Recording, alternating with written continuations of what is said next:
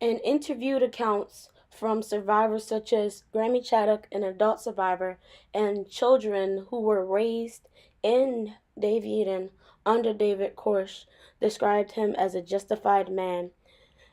Craddock personally, in his account, this decides to describe Koresh as justified by all of his actions. He views the siege of Waco as something that was planned by God.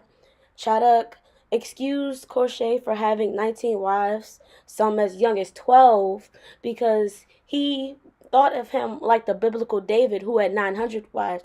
This only shows how deeply his followers viewed him as a Messiah from God.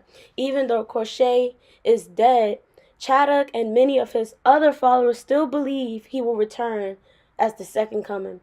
The children accounts in 1993 explained that they only referred to David as their father and their parents as dogs because they did not want to compare him to their parents, which they feel are lesser. They feel that David is the superior, and the only way to establish this is by only calling David their father. Girls were allowed to sleep in, and boys had to wake up at 5:30 in the morning to begin preparing for battle, where they would sometimes hold guns and do drilling. People living under Koresh had a very patriarchal society. Children were often disciplined as the use of instructive learning. At the Waco camp, people would often eat cold meals and have to desiccate and urinate in pots.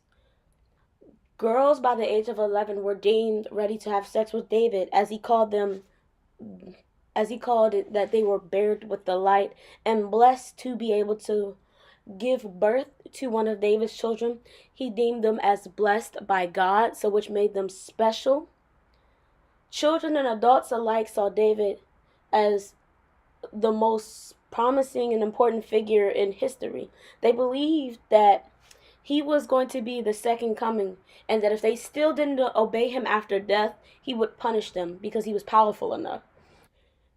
Psychiatrists believe that people may have confused their fear of David for love, such as most of the children during therapy would draw hearts and say, I love David under it.